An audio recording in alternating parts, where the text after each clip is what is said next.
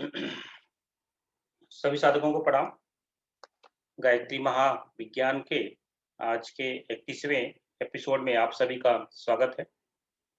आज हम लोग जो है उसको जानने की कोशिश करेंगे जिसके माध्यम से हम जो है ये ज्ञान जो है प्राप्त कर रहे हैं। ये ज्ञान जो है गुरुदेव का दिया हुआ है, माता जी का दिया हुआ है। उसी ज्ञान की विवेचना हम कर रहे हैं। जो इसमें अमृत है, गुरुदेव और माता जी का है।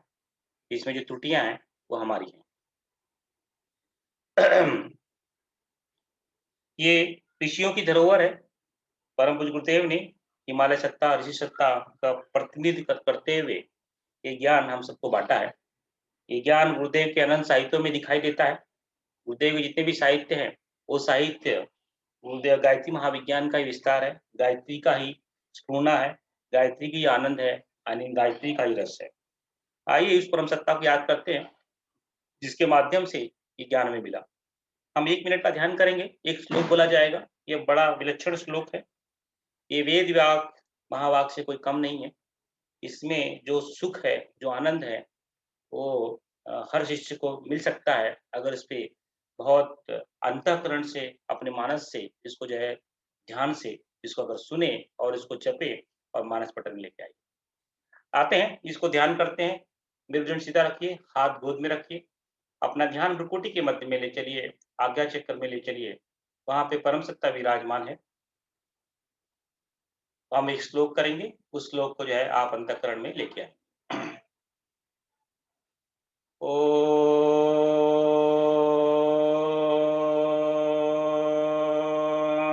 ब्रह्मानन्दं परमसुखदं केवलं ज्ञानमूर्तिं द्वन्द्वातीतं गगनसदृशं तत्त्वमस्यादिलक्ष्यम् एकं नित्यं विमलमचलं सर्वदि साक्षिभूतं भावातीतं त्रिगुणरहितं सद्गुरु तं नमामि। अखण्डानन्दबोधाय शेषसन्तापहारिणे सच्चिदानन्दरूपाय तस्मै श्रीगुरवे नमः। तस्मै श्रीगुरवे नमः। तस्मै श्रीगुरवे नमः। जो उस ब्रह्म के आनंद को हमें बता दे, ऐसे सदगुरु के चरणों में कोटि-कोटि नमन है, नमन है, नमन है। जो परम सुख देने वाला है, सिर्फ और सिर्फ केवल ज्ञान की मूर्ति है, सभी द्वंद्वों से परे है, गगन से भी ऊंचा है।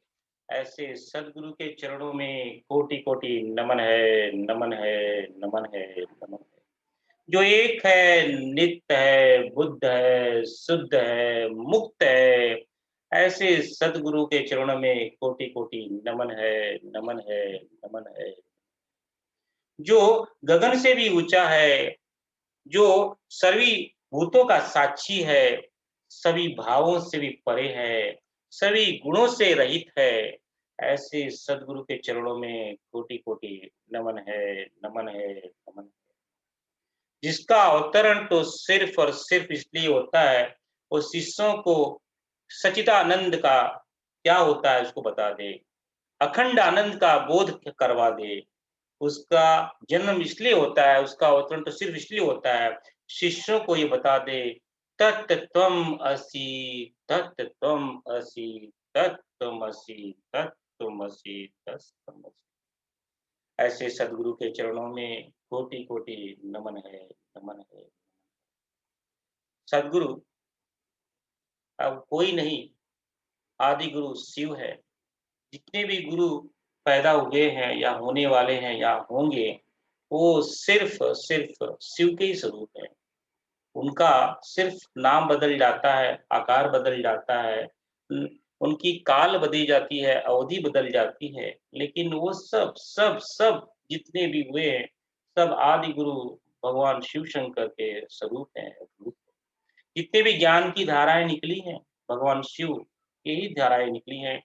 माता भगवती और महाकाल का संवाद ही ज्ञान बाँटता है। उसी संवाद को जय जन्म जन्मांतर से कल्प कल्प से गुरु शिष्य परंपरा के माध्यम से गुरु शिष्य परंपरा के माध्यम से आज के ऋषियों के माध्यम से जो है काल सभी जो शिष्यों को मिलता है।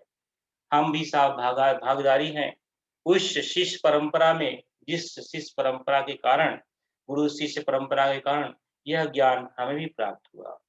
हम भी उसी के वंशज हैं, हम उसी के धारा में हैं, हम उसी महाकाल के शिष्य हैं, हम उसी महाकाल के पुत्र हैं।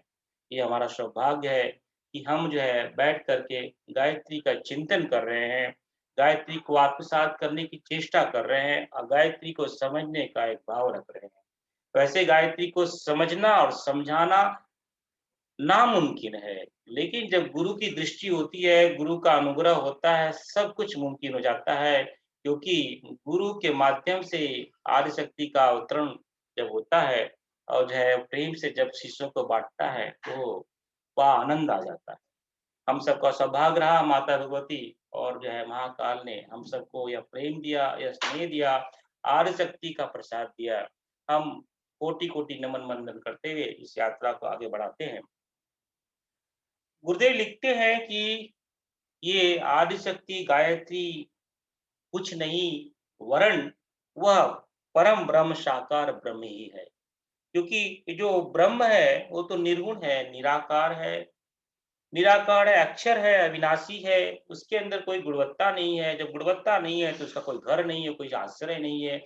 जब कोई आश्रय नहीं है तो उसमें वो अनात्म है, जब अनात्म है तो वो अदृश्य है। उसको कोई देख नहीं सकता, कोई समझ नहीं कर सकता, कोई समझ देख वो इंद्रियों के परे की अवस्था है। तब जो है, तो जब उसमें ये स्फूर्णा जागती है, उस गुणवत्ता में जब गुण आता है, जब उस ब्रह्म में जो है शिव में शिवत्व आता है, उसमें जब गुण स्फूर्णा होती है, तो माता आदिशक्ति का अवतरण होता है। उसी आदिशक्ति को परम पूज्य गुरुदेव लिखते हैं कि ब्रह्म की इच्छा या शक्ति ही गायत्री है।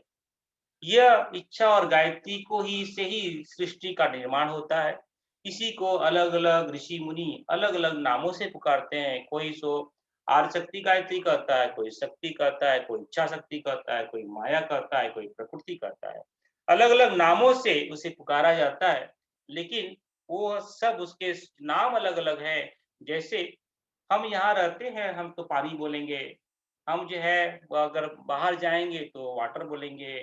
तो अलग-अलग भाषाओं में पानी को जल, तो तोयम, नीरम, वाटर अलग-अलग नामों से पुकारा जाता है, लेकिन जल की जो गुणवत्ता है, वो प्यास बुझाने वाली गुणवत्ता तो वही रहती है। वैसे ही माँ भगवती के अलग-अलग नाम हैं, कोई आदिशक्ति, कोई जो है माया, कोई प्रकृति जो है अलग-अलग नामों से पुकारता है, लेकिन उसके नाम जो है उसकी गुणवत्ता एक ही है। इस माता भगवती के 2 स्वरूप हैं, एक चैतन्य सृष्टि को निर्माण करती है, एक परमाणु सृष्टि का निर्माण करती है। ऋषि इसे सिर्फ़ हमें समझाने के लिए बताते हैं इसके 2 रूप हैं। वस्तुतः इसका कोई एक ही रूप है, वही है हर जगह, हर कण में जो है गायत्री विराजमान है, हर क्षण में गायत्री विराजमान है, हर पल में गायत्री विराजमान है। उसके बिना तो और कुछ है ही नहीं है। सिर्फ़ हमें समझाने के लिए, हमें बताने के लिए सिर्फ़ ऋषियों ने क्या किया है कि इसका जो है नाम अलग-अलग दिया है ताकि जो है हमें समझ में आ जाए कि ये वाला भाग जो है लेफ्ट वाला भाग है, ये वाला भाग राइट वाला भाग है। जस्ट वही समझाने के लिए, ये वाला भाग गायत्री है, ये वाला भाग सावित्री है। जो चैतन्य सृष्टि का निर्माण करती है, चैतन्यता को लिए रहती है, जो ब्रह्मा, विष्णु, महेश जिसके गर्भ में पकते हैं, उसको हम गायत्री कहते हैं। जो परमाणु सृष्टि का निर्माण करती है, जिसे जगत का निर्माण होता है, ये ब्रह्मांड का निर्माण होता है, उससे जो है हम कहते हैं सावित्री कहते हैं। मूलतः ये दोनों एक ही है, आदिशक्ति गायत्री के ही रूप हैं और मूलतः एक ही है। इसी को ऋषियों ने अलग-अलग ढंग से, अलग-अलग माध्यम से बताया है। परम पूज्य गुरुदेव लिखते हैं कि गायत्री की अनंत शक्तियां हैं। आज तक इन शक्तियों को ना कोई जान पाया है और ऋषियों ने लगभग लगभग आज जितने भी कल्पों से जितने भी ऋषि पैदा हुए हैं, उन कल्पों में सिर्फ 1000 शक्तियों को ही लोगों ने ऋषियों ने बताया है। मतलब कि ये ये म ये ज़रूरी नहीं है कि ऋषियों को मालूम नहीं था, ऋषियों को पता होगा, लेकिन उन्होंने सिर्फ गायत्री की 1000 शक्तियों का ही लिपिबद्ध किया और जो है गुरु शिष्य परंपरा से जो है हम सभी को मिला है। और परम पूज्य गुरुदेव ने इसी 1000 शक्तियों में से कुछ शक्तियाँ, कुछ अंश का विवरण जो है गायत्री महाविज्ञान और अनंत वाङ्मय और जो है साहित्य में जो है लिखा है। तो ये कहने का तात्पर्य ये है कि आज जो भी हमें पता है, उससे कहीं अनंत अनंत गुना जो है, वो जो है गायत्री की महत्ता है। हमें जो पता है वो तो अंश मात्र है, वो अंश का भी अंश मात्र है। तो कहने का तात्पर्य है कि सिर्फ ये कि इसलिए गुरुदेव ने अलग-अलग उदाहरण देकर के इस गायत्री की महत्ता को समझाने की चेष्टा की है, ताकि हमारे बच्चों को, हमको ये बातें समझ में आए। बहुत बड़ी मोटी-मोटी बातें बताई हैं, जो हमें समझ में आती है। गायत्री इससे बियॉन्ड है, इससे भी परे है। तो एक श्लोक आता है, श्लोक को हम सब जानते हैं। ओम सुता मया वरदा वेद माता प्रचोदयन्ता पावमानि बीजानाम आयु प्राण पशु प्रजा पशु कीर्तिम द्रविणम ब्रह्म वर्चस्व। ये ये श्लोक है अथर्ववेद है का है। जैसे कि पिछले विवेचना में हमने जब वेद की विवेचना की थी, तो वेद में 3 ही वेद हैं, ऋग्वेद, सामवेद और यजुर्वेद। इनका जो निचोड़ है, बाद में ऋषियों ने अथर्ववेद में डाला गया है। इसलिए अथर्ववेद का जो ज्ञाता होता है, उनको इन तीनों वेदों का ज्ञान हो जाता है। इसलिए आपने सीखा होगा अथर्व शीर्ष शीर्ष गणेश, अथर्व शीर्ष राम, यानी जो भी रहस्य, जो अथर्वशीर्ष शिव, नहीं यानी जो भी रहस्यमय बातें जो बताई जाती है, उसके आगे लगाते हैं अथर्व शीर्ष। एक गणेश का नाम अथर्व भी आता है। तो महाराष्ट्र में भाई बहन जो होते हैं उन्हें पता होगा कि अथर्व कितना नाम जो है कितना महत्वपूर्ण है। ये अथर्व जो वेद है, अथर्ववेद तीनों वेदों का एक मिला करके समग्र रूप बना हुआ है। और उसमें लिखा गया है कि वेद, इसमें गुरुदेव लिखते हैं अथर्ववेद में स्वयं वेद भगवान, परम पूज्य गुरुदेव ने यहाँ पे वेद को, ज्ञान को भगवान की उपाधि देते हुए कहा है कि अथर्ववेद में स्वयं वेद भगवान ने कहा है, वेद भगवान। क्योंकि इससे पहले पिछले हमने बताया कि भगवान यानी जब हम उस ब्रह्म के रहस्य को जानने वाला व्यक्ति, या ब्रह्म को रहस्य के जानने वाला व्यक्ति जब उसकी विवेचना करता है, तब उसको भगवान की उपाधि दी जाती है। जैसे केशव को हमेशा केशव बोलते हैं, कृष्ण बोलते हैं, योगेश्वर बोलते हैं, जो है अलग-अलग नामों से पुकारते हैं। लेकिन जब वो गीता का उपदेश देते हैं, तब उनको बोलते हैं भगवान वाच, यानी कहने का तात्पर्य है कि वो भगवान अपनी अवस्था को भंग करके उस ब्रह्म में लीन करके उस ज्ञान को देते हैं। जब कोई भी व्यक्ति उस स्थिति में आकर के, जब उस स्थिति में आकर के ब्रह्म ज्ञान देता है, तो उसे भगवान की उपाधि दी जाती है। जैसे भगवान शंकराचार्य, भगवान बुद्ध, ये ये जब उपाधि कब दी गई है, जब वो उस अवस्था में पहुंच करके उस भगवत जो है भगवत रहस्य को, ब्रह्म रहस्य को बताते हैं।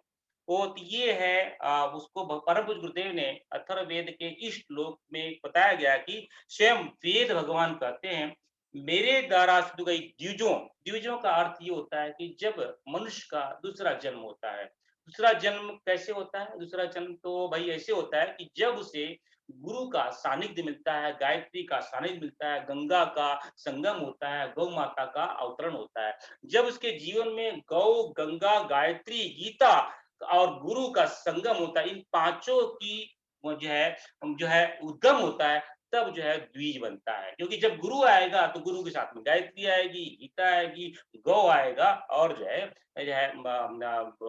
केशव भी आ जाएंगे। तो कहने का तात्पर्य है कि गुरु ही वो सूत्र है जो गायत्री लेके आते हैं, जो गीता लेके आते हैं, जो गौ माता को लेके आते हैं और जो गंगा माता को लेके आते हैं। तो पहला पकड़ ये, जब शिष्य का जब भाग जागता है, तो जो है उसके जीवन में गुरु आते हैं, तब उसका दूसरा जन्म होता है।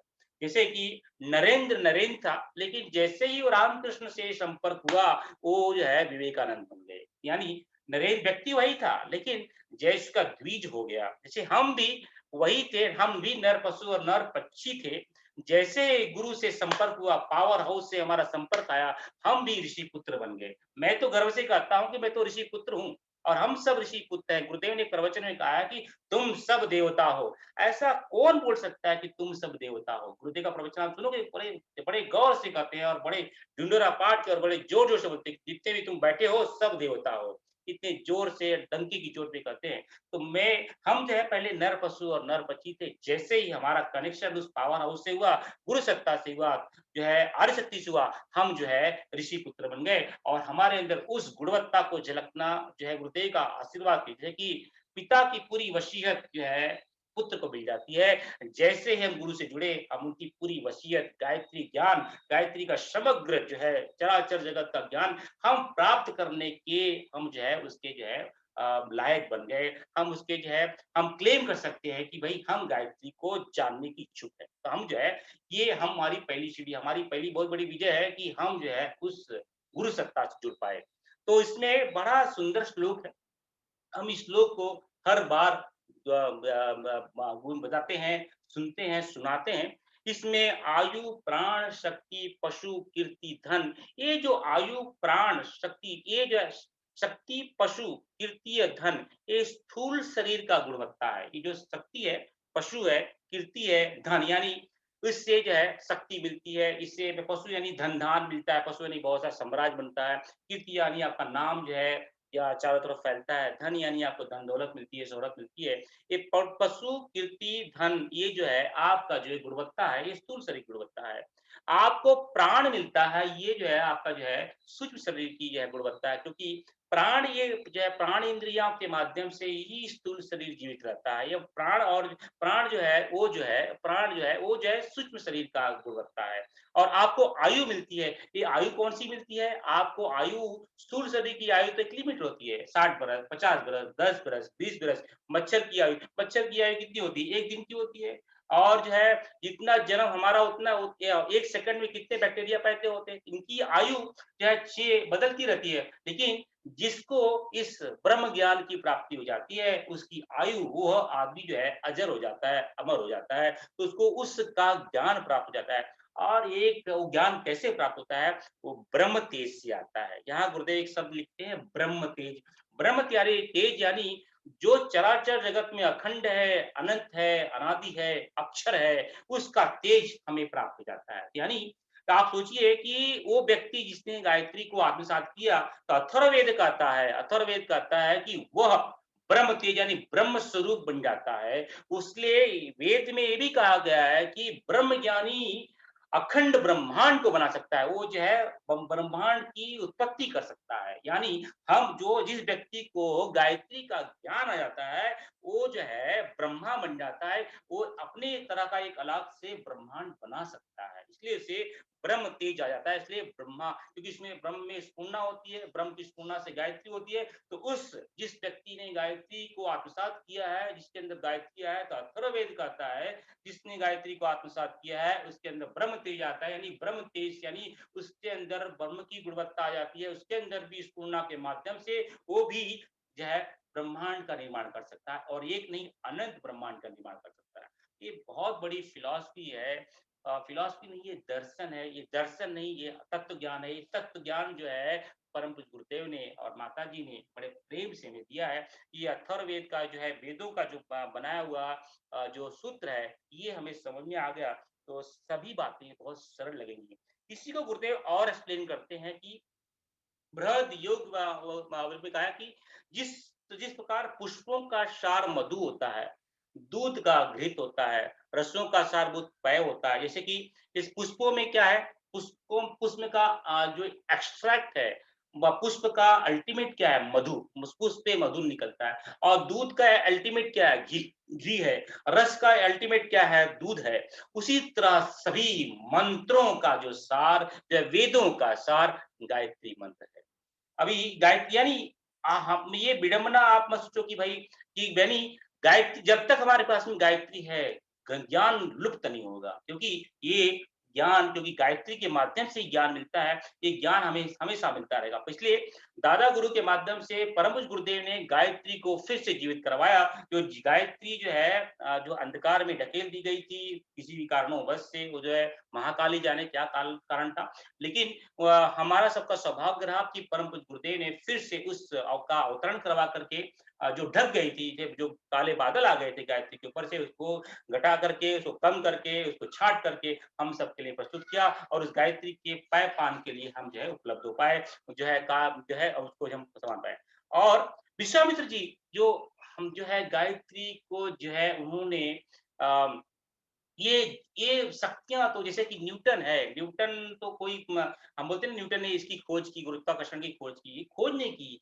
वो तो गुरुत्वाकर्षण पहले भी था, न्यूटन के पहले भी था, न्यूटन के बाद भी रहेगा। लेकिन न्यूटन को समझ में आया कि भई अच्छा, ये बॉल अगर सेब ऊपर से गिरता है, मतलब कि कोई चीज़ उसको नीचे वो है, नीचे से खींच रही है, और उसको नाम दिया कि उसने नाम दिया कि उस जगत उस शक्ति को उसने नाम दिया गुरुत्वाकर्षण। वैसे ही जो गायत्री के 24 बीज थे, जो है ब्रह्म की स्फुरना से 3 बीज बने, और 3 बीजों से जो 24 बीज बने, 20 शक्तियाँ बनी, उस 20 शक्तियों में से चराचर जगत बना। उस 24 बीज शक्तियों को विश्वामित्र ने समझा, और जो है उस 20 शक्तियों को एक धागे में पिरोया, और उसका एक मंत्र बनाया। ओम भूर्भुवः स्वः तत्सवितुर्वरेण्यं भर्गो देवस्य धीमहि धियो यो न प्रचोदयात्। ये इसलिए जो है भगवान विश्वामित्र को जो है हम जो है जो है गायत्री का जो शोधक बताते हैं, क्योंकि लेकिन गायत्री तो पहले भी थी। ये हम सबको जानकारी करने के लिए बताने वाला कौन है? भगवान विश्वामित्र ने बताया। इसलिए जब भी हम गायत्री मंत्र करें, तो है भगवान विश्वामित्र को याद कर लें, उस ब्रह्मर्षि को याद कर लें, परम गुरुदेव को याद कर लें, क्योंकि उन्हीं के दया से, उनकी कृपा से ही हमें ये ज्ञान प्राप्त हुआ है। जैसे जन्म जो है कितने कल्पों में बुद्ध पैदा होते हैं, हर कल्प में अलग अलग अलग बुद्ध पैदा होते हैं, लेकिन जो ज्ञान करवाया कौन? जो है गौतम सिद्धार्थ बुद्ध। यह ज्ञान जिसके मन में दया आई कि इस ज्ञान को मैं लोगों को बांटूं, इसलिए हमें उस सिद्धार्थ गौतम के प्रति बहुत स्नेह आता है, क्योंकि उसने जो है उसने उस बुद्ध के बुद्धत्व की निर्माण की अवस्था को लोगों में बांटा। महावीर तो बहुत पैदा हुए, महावीर अनंत महावीर पैदा हुए, लेकिन महावीर जो है जिसने हमें उस गुणवत्ता को मैं बताया कि इस पथ पे चल के तुम महावीर बन सकते हो, इसलिए हम उसका नमन करते हैं। गायत्री की साधना तो बहुतों ने की, लेकिन हमें देने वाला, अमृत देने वाला जो है विश्वामित्र, और राम जो है हमारे रामकृष्ण जो है हमारे पंडित श्री राम शर्मा आचार्य जी ने दिया। इसलिए गायत्री मंत्र का उद्घोष करने के पहले हमें परम पूज्य गुरुदेव को कोटि कोटि नमन वंदन करते हुए वो है गायत्री मंत्र का उद्घोष करना चाहिए, जप करना चाहिए, तप करना चाहिए। तभी आप देखेंगे आप छलांग मारते हुए आगे बढ़ जाएंगे, आपको कोई रोकने वाला नहीं रहेगा, हमें कोई रोकने वाला, क्योंकि गुरु बल मिल जाएगा जिसने हमें ये गायत्री ला के दिया है। तो विश्वामित्र जी का कहते हैं, गायत्री मंत्र के समान मंत्र चारों वेद में नहीं है। संपूर्ण वेद, यानी संपूर्ण वेद, यज्ञ, दान, तप, गायत्री मंत्र की एक कला के समान भी नहीं है। वाह! अब ये आप समझो कि हिंदी संस्कृत भाषा में एक कला जो है बहुत छोटा अंश होता है, ये सबसे छोटा अंश। इससे उसके आगे अणु परमाणु के आगे भी जो अंश होता है उसको कला बोलते हैं, उसके एक कला के समान भी नहीं है। तो कहने का तात्पर्य ये है कि संपूर्ण वेद को रख दिया जाए, और जितने भी ये जो है इस सृष्टि का जो निर्माण हुआ है यज्ञ, और इसमें जितने भी दान किए गए उन दानों का बल, तप का बल, सबको मिला करके साथ में रख दिया जाए, तो भी गायत्री मंत्र के एक कला के समान भी नहीं है। ये सोचो कितना बड़ा उद्घोष है जो भगवान विश्वामित्र ने, जो ब्रह्मर्षि विश्वामित्र ने हमें दिया। तो हमें समझने का तात्पर्य ये है कि हमें कितनी बड़ी चीज मिली है, गायत्री के अलावा और कुछ भी नहीं है। हम इसके माध्यम से उस परम सत्ता को प्राप्त कर सकते हैं जिसके मध्य से, जिसकी स्फूर्णा से ये चराचर जगत बना हुआ है। दूसरा श्लोक गुरुदेव बताते हैं कि महारण की गायत्री वेदों की माता यानी आदि कारण है, आदि कारण है। जैसे कि पिछले पिछले वेबिनार में हमने देखा कि जो माँ होती है वो आदि कारण होती है, यानी कारण यानी कि अगर माँ ही नहीं होगी तो बच्चे कैसा पैदा होंगे। यानी ज्ञान की उत्पत्ति, जगत की उत्पत्ति, सार की उत्पत्ति, ईश्वर की उत्पत्ति, जगत की सृष्टि, जीव की उत्पत्ति, ये सब किससे हुई है? माँ भगवती से हुई है। इसलिए इसी को आदि कारण, गायत्री वेदों की माता अर्थात आदि कारण है, यानी वेदों की भी ये जो है माता है। तो ये आदि कारण है, इसलिए ये ऋषि और आगे गुरुदेव एक्सप्लेन करते हैं कि ये तो इतनी बड़ी बात हो गई, लेकिन जो है उन्होंने छोटी-छोटी बातें भी लिखी है ताकि जो है हर कैटेगरी के लोग होते हैं। कोई फर्स्ट स्टैंडर्ड में, कोई सेकंड स्टैंडर्ड में, कोई थर्ड स्टैंडर्ड में, कोई आईआईटी कर रहा है, कोई बीएससी कर रहा है। तो अलग-अलग स्टैंडर्ड को बताने के लिए जो ब्रह्म ज्ञान की इच्छा रखते हैं, तो ब्रह्म ज्ञान की इच्छा रखने वाले के लिए तो विश्वामित्र का जो घोष है, वही काफ़ी है कि और जो है ये जो अथर्ववेद का जो घोष है, वो वही काफ़ी है, वही समझने के लिए कि उसको फिर आगे जाने की चेष्टा नहीं होगी। लेकिन जो बच्चे केजी में हैं, जो फर्स्ट में है, सेकंड में है, बीएससी में, उनको भी गायत्री तो समझ में आना चाहिए ना कि गायत्री तो मल्टी आयाम है। वो तो मल्टी आयाम को समझने के लिए भी अलग-अलग क्लासेस में अलग-अलग चीज़ बतानी पड़ेगी। इसलिए एक जो है दूसरे जो है संदर्भ में गुरुदेव लिखते हैं कि पाप को नाश करने वाली जो व्यक्ति तामसिक हैं, राजसिक हैं, उनके सुख-दुःख पे बंधों में पड़े हुए हैं, उनको समझाने के लिए परम सत्ता लिखती है कि पाप को नाश करने वाली गायत्री है और इसके समान कोई मंत्र नहीं है। और फिर लिखते हैं प्रणव और महावाक्यों के सहित गायत्री मंत्र का जाप करें। यानी उनको बताया जाता है कि आप जो है अपने जितने जन्म-जन्मांतर के जो पापों को जो है गायत्री के माध्यम से नष्ट कर सकते हैं। और दूसरा एक छोटा-सा श्लोक होता है जो है बताते हैं कि जिससे लोगों को समझ में आए संसारी व्यक्तियों को, अन्न और जल के समान कोई दान नहीं है। जैसे कोई व्यक्ति भूखा हो, कोई व्यक्ति प्यासा हो, आप उसको पानी पिला दो, उसको खाना खिला दो, उससे बढ़कर कोई दान नहीं है। जिसका पेट ऑलरेडी भरा हुआ है, उसको दान करोगे तो फ़ायदा नहीं है। लेकिन जो व्यक्ति जो है भूखा हुआ है, उसको जल नहीं, उसको आप जल पिला दो, तो उससे बड़ा जो है दान नहीं है। अहिंसा के समान कोई तप नहीं है और जो है गायत्री के समान कोई जप नहीं है। तो इस तरह से जो है परम पूज्य गुरुदेव जो है ये जो वो जो है संसारिक व्यक्तियों को समझाने के लिए जो अध्यात्म के पथ पे जो चलना शुरू किए हैं, उनको बताने के लिए परम पूज्य गुरुदेव ये दूसरा उदाहरण देते हैं।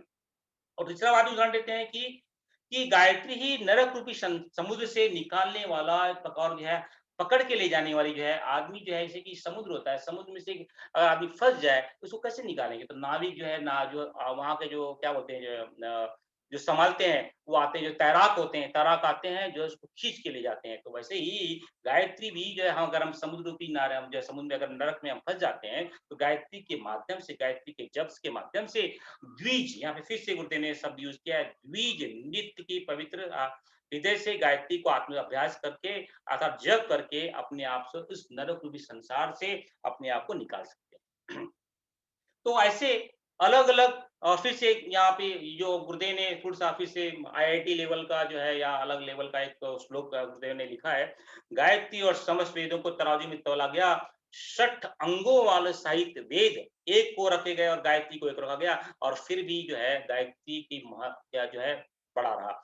जैसे कि मैंने पिछले वेबिनार में बताया कि भई जो हमारे जो वेद हैं, वेद के 6 अंग होते हैं, शिक्षा जो है, व्याकरण, ज्योतिष नियुक्ति ये जो है मैंने पिछले अभी भी जो है वेद उपनिषद के बारे में जो विवेचना की थी उसके बारे में डिटेल में मैंने वेद के बारे में बताया था उसके 6 अंग। तो गुरुदेव लिखते हैं कि उन 6 अंगों को सहित के सहित अगर वेदों को बिठा दिया जाए, तर्जुमा तोड़ा जाए, फिर भी जो है गायत्री के और उसके पहले तो विश्वामित्र जी ने बोला कि एक कला कि जितने वेद, उपनिषद, तप, जप सबको आप साथ में रख दो और यज्ञ को रख दो, फिर भी जो है गायत्री की एक कला के समान भी नहीं है। ये कहने का तात्पर्य ये है और फिर गुरुदेव वेदों का सार उपनिषद है, बुर्ज का सार गायत्री है और तीनों गायत्रियों का उनसे और उसमें जो तीनों गायत्री जो है उपनिषद का भी श्रेष्ठ है। तो अलग-अलग ढंग से परम पूज्य गुरुदेव ये बताना चाहते हैं कि इसके अलावा कोई भी भौतिक, सांसारिक, मानसिक, सामाजिक, आध्यात्मिक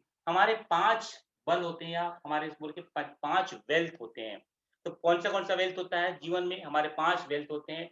एक जो है भौतिक, सांसारिक, आध्यात्मिक, सामाजिक और मानसिक। इन पाँचों बलों में अपने आप को सुदृढ़ परफेक्ट एकदम पीक पे ले जाने के लिए गायत्री ही है। लेकिन सबसे स्वर्णिम मार्ग कौन-सा है? अध्यात्म। परम पूज्य गुरुदेव हमें अध्यात्म वाला जो मार्ग है, वेल्थ उसको चूज़ करने के लिए बोलते हैं। और हम सबका ये क्योंकि हम ऋषि पुत्र हैं, ऋषि जो है अध्यात्म मार्ग पे चलता है, उसको संसार इन चीज़ों के में वो ज़्यादा भटकता नहीं है, वो जो है चलता है। ये अलग-अलग दिए गए, इसको हम बात भी करेंगे। तो ये बहुत सारा गुरुदेव ने विवेचना की है और इन विवेचनाओं को परम पूज्य गुरुदेव ने कुछ-कुछ चीज़ों में लेके आए हैं, गायत्री स्मृति, गायत्री गीता, गायत्री पंजरम, गायत्री साहित्य, गायत्री रामायण, गायत्री उपनिषद, गायत्री हितम, अलग-अलग जो सूत्र ऋषियों ने बाँध के रखे थे, उन सूत्रों के अनुसार जो है परम पूज्य गुरुदेव और हर एक का एक्सप्लेनेशन अलग-अलग है। आप देखोगे कि गायत्री स्मृति का एक्सप्लेनेशन अलग-अलग है, गायत्री गीता का एक्सप्लेनेशन अलग है, क्योंकि ये गायत्री मल्टी डायमेंशन है। जैसे कि एक अंधा व्यक्ति होता है और उसको लगेगा कि हाथी का पूँछ, जैसे स्टोरी बताते हैं ऋषि कि भाई अगर पूँछ पकड़े उसे लगता है कि यही हाथी है, ऐसा नहीं है। गायत्री तो मल्टी आयाम है, जो कुछ भी है वो गायत्री ही है। तो ये ऋषि क्या करते हैं अलग-अलग माध्यम से जो है गायत्री को एक्सप्लेन करते हैं ताकि जो है गायत्री हमको अलग-अलग डायमेंशन में, अलग-अलग कक्षाओं में, अलग-अलग श्रेणियों में बैठे जो व्यक्ति हैं, जो समष्टि हैं, जो जिज्ञासु हैं, उनको गायत्री के बारे में समझ में आए। जैसे गायत्री इडियम पढ़ोगे तो पूरा ये तो ब्रह्म ज्ञान है। अगर गायत्री स्मृति पढ़ोगे तो ये है ये तो व्यवहारिक दार्शनिक ज्ञान है। तो पिछले सप्ताह में हमने गायत्री स्मृति के परम पूज्य गुरुदेव ने जो है 8 24 श्लोक होते हैं। गायत्री जो है गायत्री के 24 श्लोक हैं। उस 24 श्लोकों में 8 श्लोक की वह विवेचना हमने पिछले सप्ताह में की थी कि तत्सवितुर्वरेण्यम, यानी उसमें परम गुरुदेव बताते हैं कि वो ओम ही सब कुछ सर्वशक्तिमान है, उससे ही झंकार से ही 3 शक्तियाँ निकलती हैं। उन 3 शक्तियों का जो है उपयोग जो है मनुष्य जो है उसके माध्यम से ब्रह्मचर्य का पालन करते हुए, शक्ति धर्म का पालन करते हुए जो है और धन को अर्जन करते हुए, धर्म का अर्थ, काम, मोक्ष को अर्जन करते हुए आगे बढ़े। और फिर परम गुरुदेव ने आर्ट ऑफ लिविंग कैसे जीवन में जिया जाए उसके 10 सूत्र बताए थे। उन सूत्रों को लेकर के ये पहला जो भाग है गायत्री का तत्सूत्रोण्यम, ये दिखाता है कि ये गुणवत्ता है, इस गुणवत्ता में को कैसे अपने जीवन में उतारा जाए। आज हम जो है जो दूसरा गायत्री का पाद है, भर्गो देवस्य धीमहि, इसमें जो है जीवन जीने की जो दूसरा भाग है, वो जीवन परम गुरु बताते हैं, उसको हम जानने की चेष्टा करेंगे। तत्सवितुर्वरेण्यम हो गया है, आज हम लोग भर्गो देवस्य धीमहि की जानने की चेष्टा करें।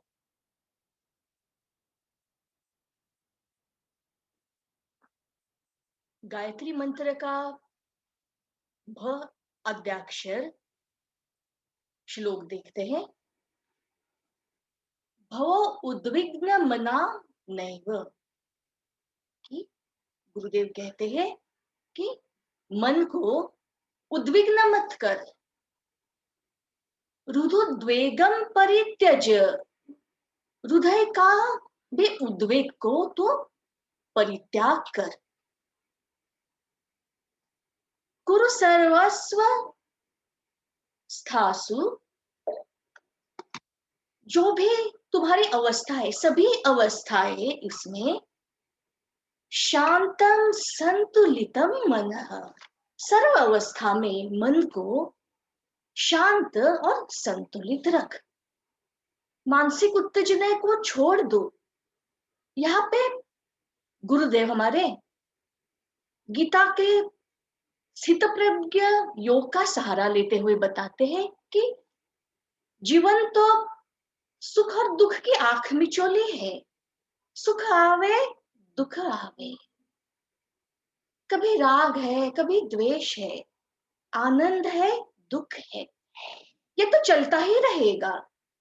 जीवन क्षण क्षण बदलता है, पल पल बदलता है, तो सुख से आसक्ति क्यों और दुख से द्वेष क्यों? ये तो ऐसे ही अदला बदल अलट पलट से आते ही रहेगा।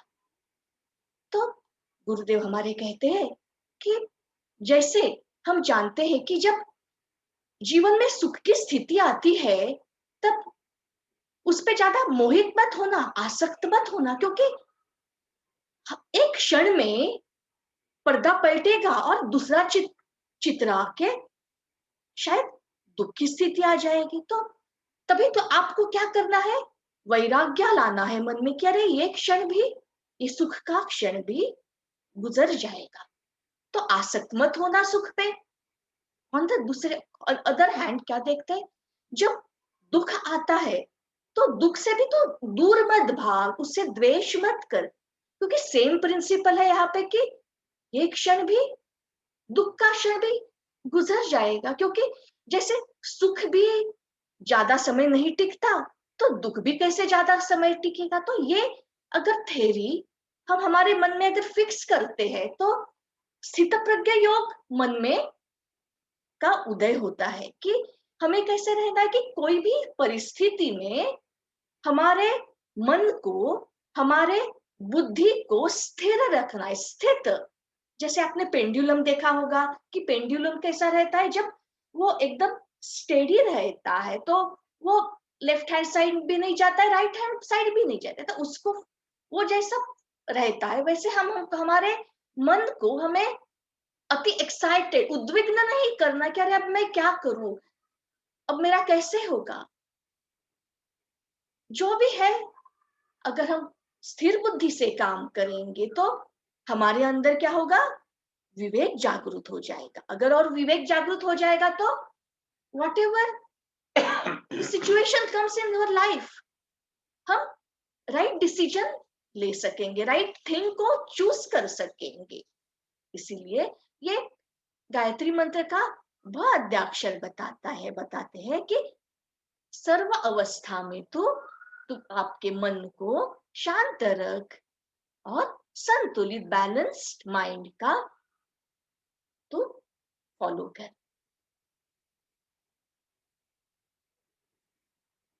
अगला अद्याक्षर है भर्गो का गो। गोप्या स्वीया मनोवृत्ति। हम श्लोक को ब्रेक करके सीखेंगे। गोप्या, गोप्या यानी सीक्रेट, सीक्रेसी या छुपाना, गोपनीय। गोप्या स्वीया मनोवृत्ति ना, स्वयं माने अपनी मनोवृत्तियों को तू गोपनीय मत रख, उसको छुपाओ मत। यहाँ पे गुरुदेव कहते हैं कि जैसे हम अंदर है, हमारा जो भाव है माइंड का जैसा अंदर है, वैसा हमारी कृति भी उस तरह की होनी चाहिए। जो ट्रांसपेरेंसी बिहेवियर में बोलते हैं कि जैसे हम सोचते हैं वैसे ही हमारे मन के भाव भी रहे, और जैसे हमारे मन के भाव रहे वैसे हमारा मन का आचरण भी रहे। आचरण जैसे रहेगा वैसे ही हमारे कर्म भी रहे। तो मन, बुद्धि, हमारा आचरण, हमारे कर्म, एक उसमें एक समन्वय रहे, एक लिंक रहे। कि ऐसे नहीं कि हम कुछ मन में कुछ सोच रहे हैं, विचार कुछ और कर रहे हैं, कृति में कुछ और आ रहा है, तो एक डिस्टर्बेंस आ जाएगा। जो पर्सनालिटी हमारी रहेगी वो ऐसे एब्रप्ट, एक डिस्टर्ब पर्सनालिटी रहेगी। अब यहाँ पे एक एग्जांपल देखिए, हमें कोई एक व्यक्ति मिलता है और उसके बारे में हमारे मन में इतने अच्छे विचार नहीं है, हम इतना उसको मतलब लाइक नहीं करते हैं, परंतु कभी कभी वो आया तो हम आप उनको एक मतलब प्रैक्टिकल एग्जांपल, हम उनको आप बोलेंगे आप बहुत अच्छे हैं, मैं आप ही की याद कर रहा था, आप ही के बारे में सोच रहा था। ठीक है, प्रैक्टिकली हमें हमें हमें ऐसा बहुत बार करना पड़ता है, परंतु यहाँ गुरुदेव कहते हैं कि जैसे जैसे आपकी साधना बढ़ेगी ना, गायत्री साधना, उपासना, तो एक आपके मन, बुद्धि में, विचारों में, कर्मों में एक समन्वय आएगा, एक लिंक आ जाएगा, एक ट्रांसपेरेंसी आएगी। तो फिर ऐसे व्यक्ति पे सभी लोग क्या करेंगे, विश्वास करेंगे, ट्रस्ट करेंगे कि ये जो बोलता है वही सोचता रहता है, वही उसके भाव है। नेक्स्ट पार्ट देखते हैं। न असहिष्णु नरो भवे। असहिष्णु है ना, इम्पेशेंट। आप पेशेंस अपने पर्सनालिटी में पेशेंस क्रिएट करो, पेशेंटली बिहेव करो, असहिष्णु न बनो। यहाँ पे क्यों बोल रहे हैं गुरुदेव कि देखिए क्या रहता है, हम सभी लोग डिफरेंट डिफरेंट बैकग्राउंड से आए रहते हैं। ये जो धरती है भिन्न भिन्न प्रकार के फूलों से खिली हुई है। यहाँ पे भिन्न भिन्न प्रकार के पशु, पक्षी, एनिमल्स, ह्यूमन बीइंग, सभी लोग भिन्न हैं, उनके जन्म स्थान भिन्न है, उनकी जन्म स्थान की परिस्थितियां भिन्न है, उनका जो ब्रॉटअप हो गए, जो उनको उनका पालन पोषण जो परिस्थिति में हुआ है वो भिन्न है, उनके संस्कार भिन्न है। तो उस हिसाब से वो पर्सनालिटी डेवलप होती है हर एक की। तो इसलिए उसके पर्टिकुलर पर्सन के विचार ऐसे रहते, वो ऐसे बिहेव करता रहता है। तो बराबर है, हम हमारे भावनाओं से, हमारे विचारों से हम बहुत प्रामाणिक रहते, कि हमें लगता रहता है कि हाँ, कि हम सोचते हैं, हम हमारी जो भावनाएं सही है। परंतु इसका मतलब ये नहीं कि हम दूसरों की भावनाओं के प्रति, दूसरों के विचारों के प्रति हम असहिष्णु बने। भले हमें नहीं पसंद आ रही है, परंतु हमें ऐसा सोचना चाहिए, उसके वो पर्सन के शूज में पुट करके अपने आप को उसकी जगह पे रख के अगर हम सोचते कि हाँ, उसकी ऐसी परिस्थिति है, वो इस स्टाइल से पला बड़ा है, उसके जो जो अवती भवती के जो लोग हैं, उसके मित्र परिवार इस स्टाइल के, इसलिए उसकी एक विचारधारा बनी है। तो हमें उनको भी वेलकम करना है हमारे जीवन में, ना ही उनसे द्वेष करना है। तो किसी के प्रति असहिष्णुता न करें। एक तो क्या होगा कि हमारे मन में उनके लिए एक सहानुभूति, एक मित्र, भले हम देखिए पैरेलल लाइंस कैसी रहती है ना, वो मिलती नहीं है एक साथ, लेकिन देख पैरेलली एक साथ एक डायरेक्शन से जाते रहते। हर एक के कार्य अलग है, लेकिन जा तो एक ही डायरेक्शन में है। इसलिए गुरुदेव कहते हैं नेक्स्ट सेंटेंस में, देखिए, स्थिति मन्यस्य संवीक्ष्य, उनकी स्थिति, मन की स्थिति को अवलोकन कर, उनको ऑब्जर्व कर। अभी हमें समझो साथ में काम करना है, परंतु उनकी विचारधारा थोड़ी डिफरेंट है, मेरी विचारधारा डिफरेंट है, परंतु काम तो साथ में करना है। तो हम क्या करें, कुछ हमारे विचार ले ले, कुछ उनके विचार ले ले, कुछ उनकी भावनाएं ले ले, कुछ हमारी भावनाएं ले ले, और उनका साथ में मिलकर हम क्या करेंगे, एक गोल्डन मीन, एक बैलेंस, एक मिड पॉइंट ढूंढने की हम कोशिश करेंगे। वह भी संतुष्ट, हम भी संतुष्ट, और इस रीति से चलेंगे तो तद निरूपता चरित। और इस नीति से आप अगर चलेंगे तो भले ही भिन्न विचार है, भिन्न परिस्थिति है, तो भी हम क्या करेंगे, हम एक साथ एक टीम बन के हम चल सकेंगे। तो यही हमें गुरुदेव गो अद्याक्षर से बताना चाहते हैं। अगला अद्याक्षर है दे। देयानि स्ववशे पुंसा, स्व इंद्रियानि अखिलानि वै।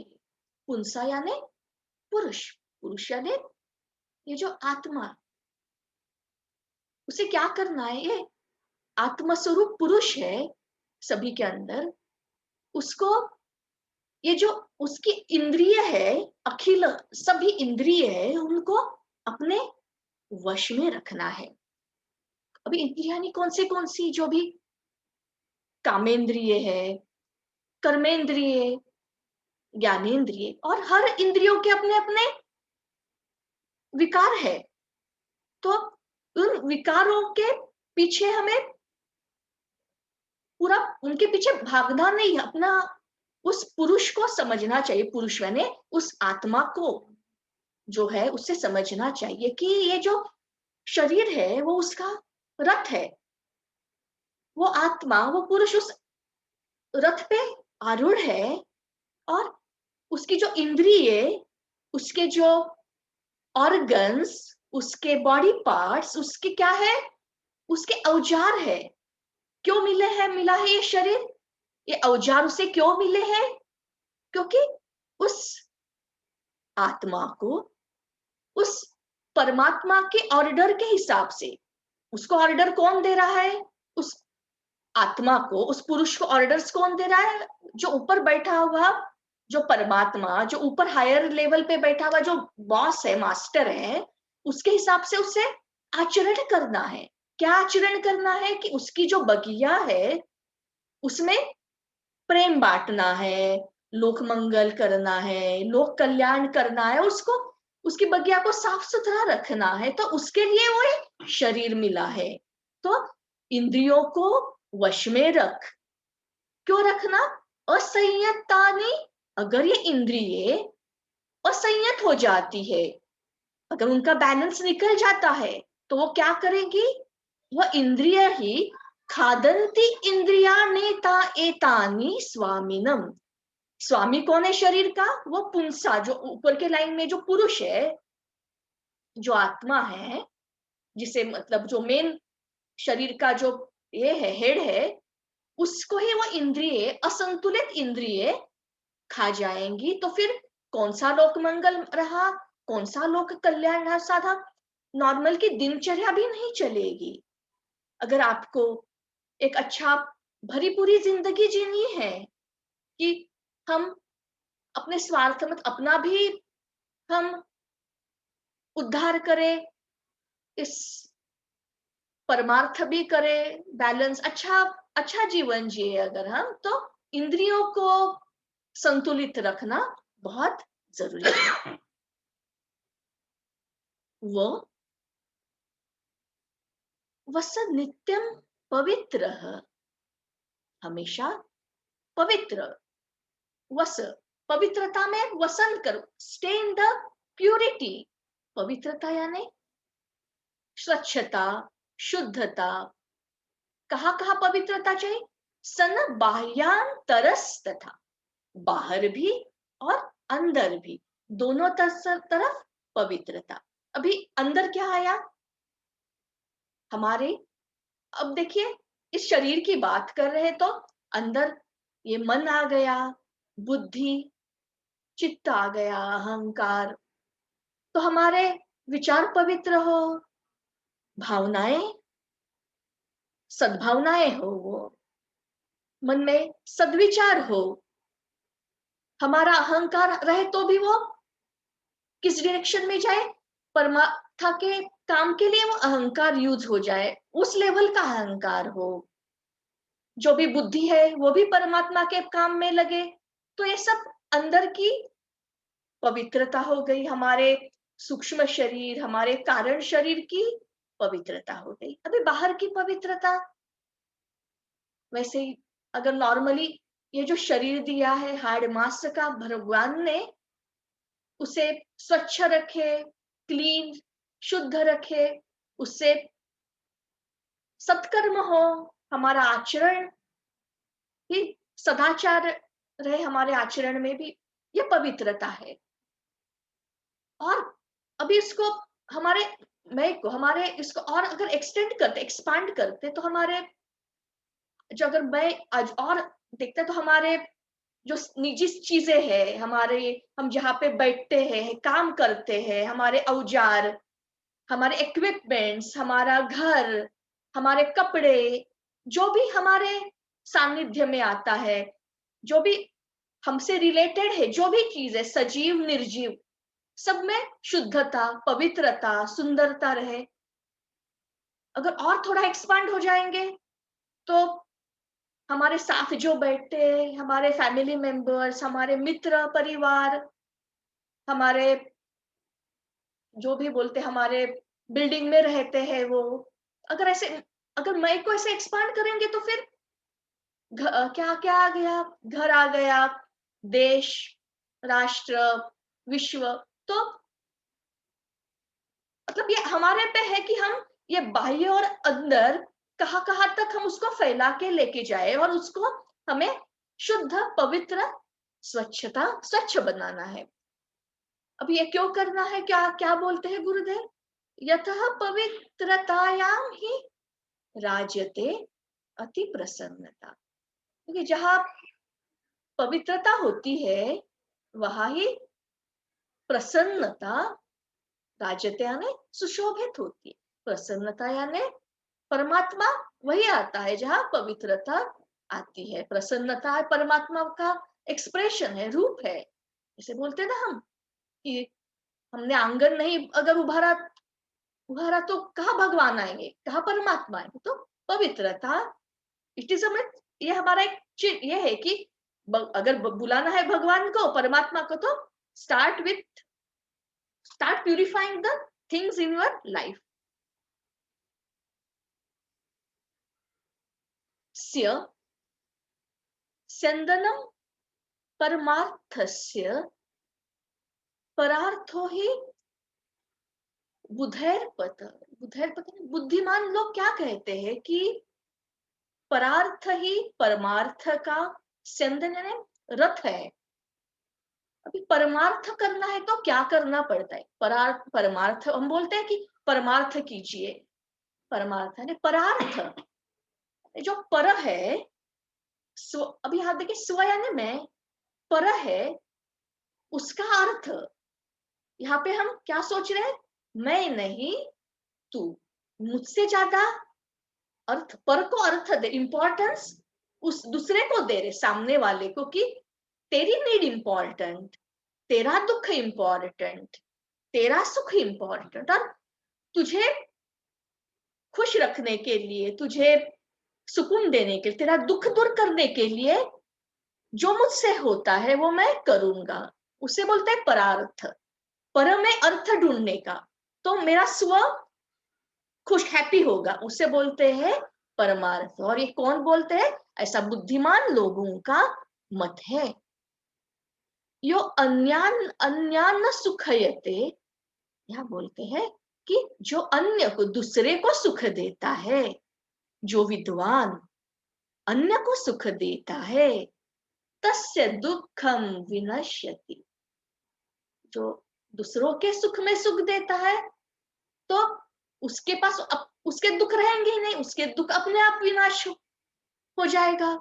जैसे किसी ने कहा है, गुरुदेव ने ही कहा है शायद, कि जो जो हाथ मेहंदी पिसते हैं उनको खुद मेहंदी लगाने की जरूरत नहीं पड़ती, जो अपने आप ही पिसते पिसते उनके हाथ रंग जाते हैं मेहंदी में। तो उन्होंने डिजाइन निकाली क्या और नहीं निकाली क्या, हाथ में मेहंदी से उनके पूरे लाल ही लाल हो गए। तो ये प्रिंसिपल है यहाँ पे परमार्थ का।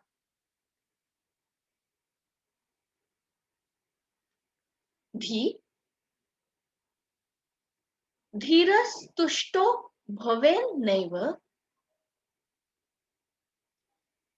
त्वेकस्याम ही समुन्नतो, कि धीर पुरुष को भवेन्नैव त्वेकस्याम, एक यहाँ पे प्रैक्टिकल थिंकिंग का चीज बता रहे हैं गुरुदेव, कि धीर पुरुष को एक ही तरह की उन्नति से संतुष्ट नहीं रहना चाहिए। मतलब कहने का मतलब है कि उसको one way track, one directional life नहीं जीना चाहिए।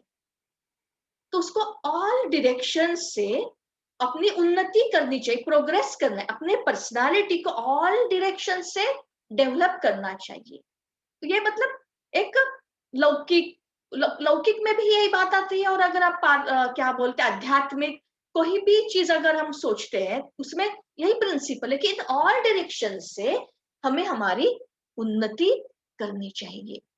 क्योंकि क्रियताम उन्नतिस्तेन सर्वाश्वासासु जीवने, सब डायरेक्शन से उन्नति करनी चाहिए। अभी गुरुदेव कहते हैं कि हमारे जीवन में 8 प्रकार के बल आते हैं। हम बोलते हैं कि बल, शक्ति की उपासना करो, बल की उपासना करो। कौन से बल? हमें स्वास्थ्य चाहिए, हमें विद्या भी चाहिए, हमें धन चाहिए, मित्र चाहिए, हमें मित्रता, हमें मित्र हमारे साथ हैप्पीनेस, हमारे सुख दुख साझा करने वाले मित्र परिवार चाहिए। हम समाज में रहते हैं तो थोड़ी बहुत प्रतिष्ठा भी चाहिए, चातुर्य, समाज में रहते, लौकिक जीवन में रहते तो थोड़ा बहुत तो चालाकी नहीं, परंतु अगर समाज जीना है तो बुद्धि तो चाहिए। बुद्धिमान मनुष्य ही जी पाएगा। सुख दुखों का डट कर सामना करने के लिए साहस का बल चाहिए। और इन सब बलों को अगर हम एक साथ एक बॉटल में बंद करते हैं तो उससे बन जाता है आत्मबल। देखिए, आत्मबल रहेगा तो ये सभी प्रकार के बल आ जाएंगे, और सभी प्रकार के बल रहेंगे, so that is also called as, उनको ऐड करेंगे तो आत्मबल बन जाएगा। अभी आपने एक दुर्गा माता की एक 8 भुजाओं वाली एक प्रतिमा है कि आपने देखी होगी, उसकी जो 8 भुजाएं हैं, शक्ति का रूप है दुर्गा माता।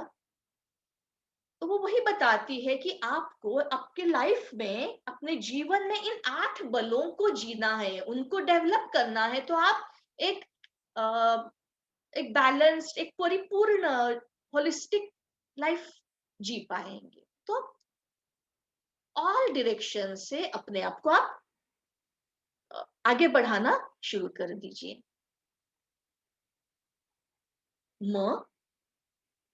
महेश्वरस्य विज्ञाय, महेश्वर यानी परमात्मा। अब यहाँ पे परमात्मा पकड़े, जो भी हायर ऑथोरिटी, मास्टर, जो भी कहे, जो भी सुप्रीम पावर, उसको विज्ञाय, उसको जानिए, उस परमात्मा को जानिए। कैसे जानेंगे, किस फॉर्म में जाएंगे? नियमान संयुतान, उसने जो नियम बनाए हैं, कैसे नियम? न्याय संयुतान, न्यायकारी उस परमात्मा ने नियम बनाए। परमात्मा ने ये सृष्टि बनाई। हम बोलते हैं कि ये जो बगिया है, जो सृष्टि है, परमात्मा ने बनाई है। तो वो क्या चाहता है कि ये जो सृष्टि है, उसे उसमें उसमें अराजकता नहीं चाहिए, जंगल राज नहीं चाहिए, बगिया चाहिए उसे।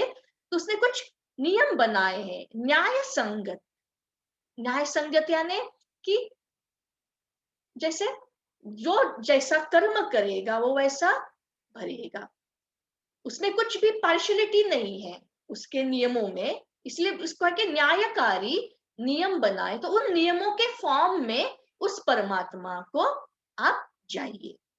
तस्य सत्ताम च स्वीकुर्वन्, उसकी सत्ता को स्वीकुर्वन्, स्वीकृत, एक्सेप्ट कीजिए कि ये जो कर रहा है वो परमात्मा कर रहा है, तो उसके रूल्स को फॉलो करना है। कोई भी देखिए, रूल्स फॉलो करने में, डिसिप्लिन को एक्सेप्ट करने में, और उसके हिसाब से चलने में बहुत आनंद होता है।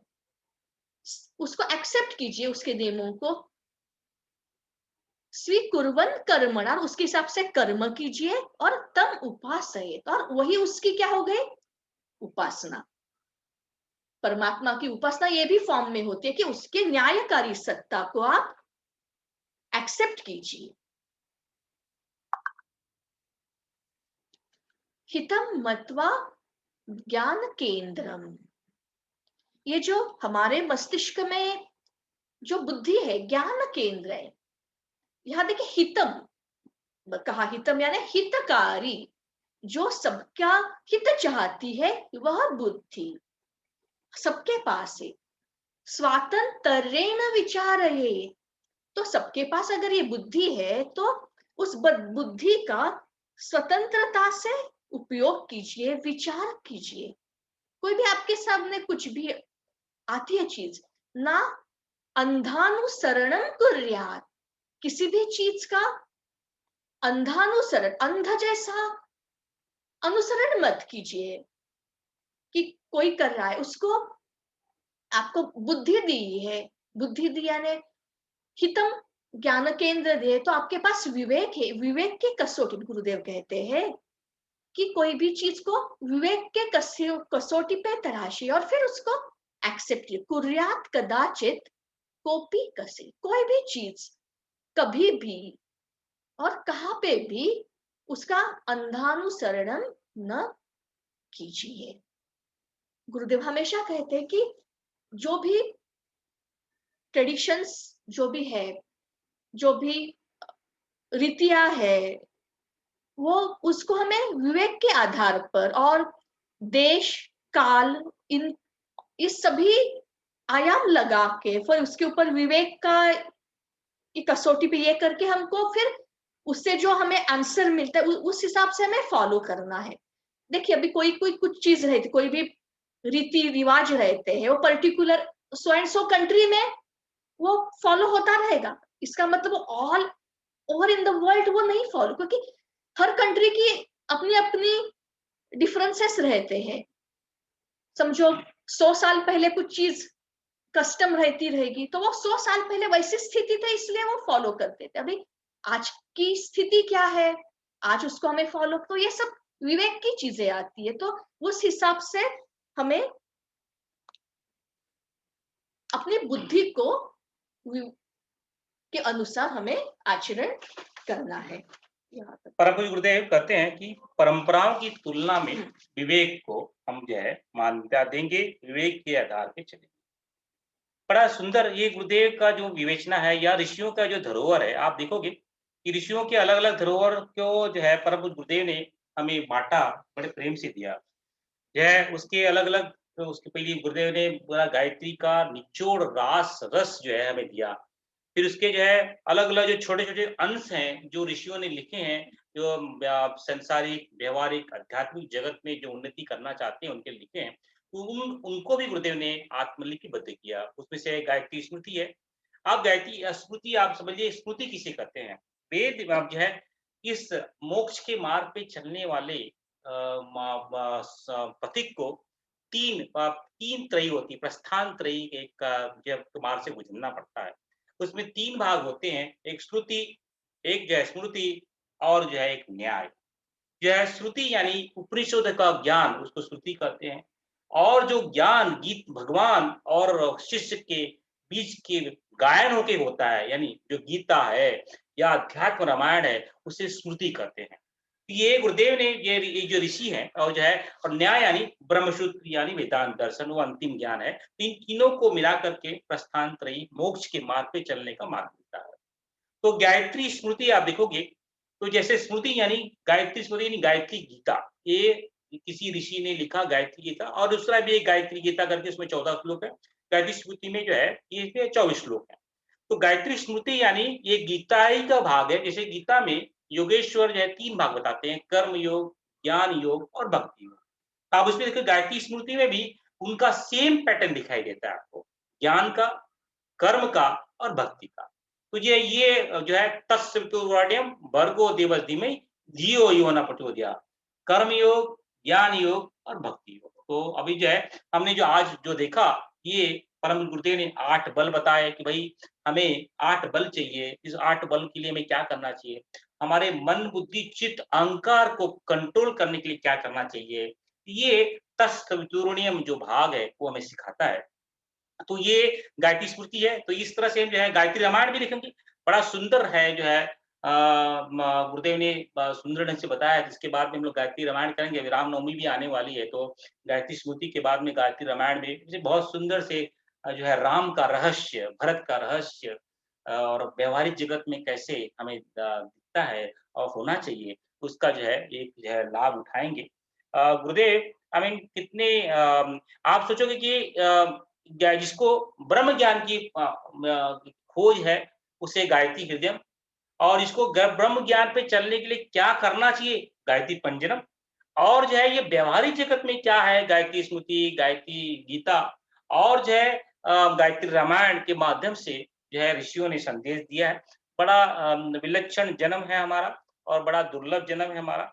इन जन्म का हमारा या जो है ये कुछ श्लोक जो है मैं फिर से जो है देख लेते हैं कि गुरुदेव और जो है गायत्री के बारे में क्या कहते हैं। गुरुदेव लिखते हैं कि जिस प्रकार देवताओं में अग्नि यानी यह जितने भी देवता हैं उन देवताओं में सबसे यह श्रेष्ठ अग्नि को माना जाता है, क्योंकि ये विचारधारा को लेके जाता है, ये हमेशा ऊपर उठाता है। आप यज्ञ आप देखे रहोगे, यज्ञ भगवान में जो है अग्नि जो है, ये इसको जो है देवदूत बोलते हैं, इसको जो है पोस्टमैन बोलते हैं। आपके विचारों को, आपके अच्छाइयों को ये ऊपर उठाने का काम करता है। इसलिए अग्नि प्रथम देव है। इसलिए ऋग्वेद में पहला श्लोक जो है अग्नि के माध्यम से, सूर्य के माध्यम से बताया। पुरोहितो जो पहला श्लोक है अग्नि का ही है। और मनुष्यों में ब्राह्मण, ये ब्राह्मण यानी परम, ये बहुत क्लियर स्पष्ट गुरुदेव बार-बार इसको हमें चेतावनी देते हैं, बार-बार उसका एक्सप्लेनेशन करते हैं। ब्राह्मण यानी कोई जाति नहीं। ब्राह्मण यानी जो जीव ब्रह्म की जिज्ञासा में के लिए अग्रसर है, ब्रह्मणत्व को प्राप्त, ब्रह्म को जानने का इच्छुक है या ब्रह्म को जान चुका है या ब्रह्म के पथ पे है, वो है ब्राह्मण। तो ये है ब्राह्मण। गुरुदेव ने ये बड़ा स्पष्ट हर जगह बार-बार जो है भ्रांति जो होती है, गुरुदेव हमारे समय तो ठीक है, मतलब गुरुदेव जब थे तो ब्राह्मण का जो है क्षत्रिय, यदुवंश, ये वो बहुत ये था कि तब गुरुदेव ने बार-बार स्पष्ट कराया। गुरुदेव की पहली किताब, गुरुदेव के प्रवचन है, इसमें लिखते हैं कि मैंने पहली किताब लिखी, जो है गायत्री ब्राह्मणों की ही कामधेनु है। तो उसपे बहुत बड़ा बवाल हुआ और फिर जो है पूरा संस्मरण, पहला संस्मरण खत्म होने के बाद में परम पूज्य गुरुदेव ने फिर से उस बुक का नाम लिखा, गायत्री कामधेनु है। गुरुदेव ने उसका जो है नाम चेंज किया, क्योंकि लोगों की इतनी बुद्धि इतनी नहीं है कि समझ में आए, क्योंकि अभी भी हम जो है जाति, पाद, अवदा, पद प्रतिष्ठा में लगे हुए हैं। यही इसी माध्यम से परम पूज्य सत्ता जो है, ऋषि सत्ता हमें जो है बहुत-बहुत ज्ञान देने जाती है। ऋतुओं में वसंत श्रेष्ठ है, उसी प्रकार छंदों में गायत्री श्रेष्ठ है। ये योगेश्वर के जो श्लोक के माध्यम से परम पूज्य गुरुदेव ये हमें बताना चाहते हैं कि योगेश्वर कहते हैं गीता में कि रे देवताओं में मैं अग्नि हूँ, मनुष्यों में ब्राह्मण हूँ, ऋतुओं में वसंत हूँ। जो ये वसंत पर्व चल रहा है कि ये वसंत पर्व जो है लंबा होता है काफ़ी, और ऋषियों में इसी पर्व में जो है जितनी भी आध्यात्मिक की गतिविधियाँ चलती इसी पर्व में चलती हैं। वसंत पर्व जो है, वसंत पंचमी जो शुरू होता है और ये चलता है आपका जो है रामनवमी तक चलता है ये पर्व। ये लंबा बड़ा पर्व होता है। इस पर्व में जितनी भी आध्यात्मिक उन्नति व्यक्ति करना चाहता है, इस पर्व में करता है। इसलिए इस महीने को शिवरात्रि आती है, रामनवमी आती है, नवरात्रि आती है, जो है आपका जो है ये प्रखर साधना चल रही है, होली पूर्णिमा आती है, इत्यादि जो पर्व आते हैं, जो अध्यात्म को ऊँचा जो है, इसमें 2 रात्रियाँ आती है। एक काल रात्रि आती है, एक महारात्रि आती है। यानी ये आपको देखेंगे जो आपके इसमें जो है महारात्रि यानी शिवरात्रि और जो है होलिका, 2 रात्रियाँ इस काल में पड़ती हैं। तो बड़ा अच्छी विलक्षण और बहुत अच्छी गुणवत्ता वाला जो है समय चल रहा है वसंत पर्व। इसलिए श्रद्धेय और जीजी ने इस पर्व के माध्यम से हमें 40 दिन की जो है प्रकट साधना करने के लिए प्रोत्साहित किया, और इसके बाद में पर्व खत्म होने के 10 दिन के बाद में शिशु नवरात्रि शुरू हो जाएगी। तो मेरा सभी लोगों से ये भी अनुरोध रहेगा कि इस 40 दिन में जो है कि बाद में गैप ना करें, इसको कंटिन्यू रखें साधना को। इसको जो है 65 दिन तक लेके जाएँ, 64 दिन तक लेके जाएँ, रामनवमी तक लेके जाएँ। और किसी साधक ने पूछा भी था कि भैया जो है इतनी कड़ाई से साधना कर रहे हैं, ये छूटने के बाद भी तो फिर से हम लोग जो है चॉकलेट, समोसा, चाय, कॉफ़ी पीने लगेंगे, तो उसके लिए कुछ मार्गदर्शन कीजिए। तो मार्गदर्शन यही है कि परम पूज्य देव बार-बार लिखते हैं कि साधना 1 दिन की नहीं होती है, फिर वो 40 दिन की कैसे हो सकती है साधना? ये क्या है, हम जैसे छोटे बच्चों को भैया भैया तुम्हारा जो है ये 40 दिन कर लोगे तो जो है अच्छा रहेगा। ये साधना तो निरंतर होती रहती है और निरंतर करना चाहिए। लेकिन हम जैसे नए-नए साधना के पथ पे चलने वालों के लिए 9 दिन की साधना कर ले बेटा, तो जो है कल जो 9 दिन करने से कुछ हो जाएगा तो जो है उसको जब ललक पैदा हो जाएगी, जब चस्का लग जाएगा, तब जो है वो 9 दिन का जो है 21 दिन करेगा, 21 दिन का 40 दिन करेगा, 40 दिन का 2 महीने करेगा, 2 महीने का 1 साल करेगा और फिर वर्षों वर्ष तक जो है उस साधना में रत रहेगा। ये 40 दिन की जो साधना है, ये ट्रेनिंग है हमारी। We are in training camp. ये ट्रेनिंग कैंप करते-करते गुरुदेव की इच्छा है, श्रद्धेय और जीजी की इच्छा है कि हम जो है पूरे वर्षों तक दिन-प्रतिदिन साधना में रत रहें। तो ये है उसका जो श्लोक, दूसरा श्लोक प्रभु गुरुदेव बताते हैं, ये 18 विधाएँ, जितनी भी विद्याएँ हैं, जैसे पिछली बार हम लोग महाशिवरात्रि के रहस्य को देखा था कि उसमें 18 विधाएँ जो विद्याएँ जो मोटे-मोटे तौर पे जो है 18 विधा जो है विद्याएँ हैं, उनको जो है भगवान शिव ने माता पार्वती के माध्यम से, माता शिव और माता पार्वती के माध्यम से हमें मिला, और ये 58 जो है विद्याओं का जो सबसे श्रेष्ठ जो है, वो मीमांस है। और मीमांस में जो है सबसे श्रेष्ठ है तर्क है। तर्क में उससे सबसे अच्छा पुराण है। पुराण में सबसे से भी अच्छा धर्मशास्त्र है। और जो द्विजों जो है, जैसे हमारे द्विज यानी जिसके जीवन में गुरु आ गया है, उसको द्विज बोलते हैं। शिक्षक की बात नहीं कर रहे, शिक्षक अलग होता है, गुरु अलग होता है। यहाँ पे हम जो है भारतीय संस्कृति, सनातन धर्म के हिसाब से गुरु की बात कर रहे हैं। यहाँ पे टीचर की बात नहीं कर रहे हैं, गुरु की बात कर रहे हैं। शिक्षक की बात नहीं कर रहे, गुरु। ये जो गुरु आता है, जो अध्यात्म जीवन में ये हमारे जो उत्कर्ष करने के लिए आता है, वो जब आता है तो द्विज लेके आता है। द्विज कैसे? जब तुम्हारा पुनर्जन्म होता है तो हमें 5 उपाधियाँ मिलती हैं। गुरु आएगा तो गायत्री को लेके आएगा, गंगा माता को लेके आएगा, गौ माता को लेके आएगा और गीता लेके आएगा। इन चारों के समन्वय को लेके आएगा, हमारा उपहार हमारी झोली में डालेगा और इन चारों को हमें पीना है, इसके रस को पीना है, जो है इसको और रस को पीते हुए अध्यात्म के पथ पे चलना है और उसका मेन बॉस कौन है? गुरु है। गुरु को पकड़े रहना है, गुरु को पकड़े रहेंगे तो ये चारों चीज़ें जो है अपने आप जो हमारे साथ में चलती रहेंगी। तो ये है ये उसमें लिखते हैं कि धर्मशास्त्रों में वेद श्रेष्ठ है। वेदों में उपनिषद है, वेदों के 4 भाग हैं कि हमने पहले बताया कि वेद का उसमें एक संहिता है, संहिता में वाद्य ब्राह्मण है, आरण्यक है और उसका जो है सार जो है उपनिषद है। तो वेद के 4 भाग है और जो वेद का जो चौथा भाग जो सार है उपनिषद है और उपनिषदों में जो सबसे श्रेष्ठ है वो प्रणव युक्त गायत्री है, यानी जो वेहतियों के साथ में गायत्री है, वो समस्त वेदों में दुर्लभ है। ये दुर्लभ जो है ना, ये जो वर्ड है, इतना आसान वर्ड नहीं है। हम जो है इसको ये हम लोग इतना ईज़ी नहीं लें। दुर्लभ यानी अति से अति कठिन, कठिन से कठिन, जो सबसे कठिन जो है, सबसे उससे और कठिन नहीं हो सकता है, उसको बोलते हैं दुर्लभ। जैसे भगवान शंकराचार्य लिखे हैं विवेक चूड़ामणि में 3 संधियाँ दुर्लभ होती हैं, ईश्वर कृपा, गुरु कृपा और मनुष्य कृपा, मनुष्य मनुष्य का जन्म। ये ये दुर्लभ है, ये जो है और दुर्लभ क्या है? गायत्री ही दुर्लभ है, यानी वो जो है हमें गायत्री मिला तो कितनी बड़ी बात है। आई मीन दिस जो सबसे ऑब्स्ट्रक्शंस वाला पार्ट है, दुर्लभ ज्ञान, वो ज्ञान है गायत्री ज्ञान।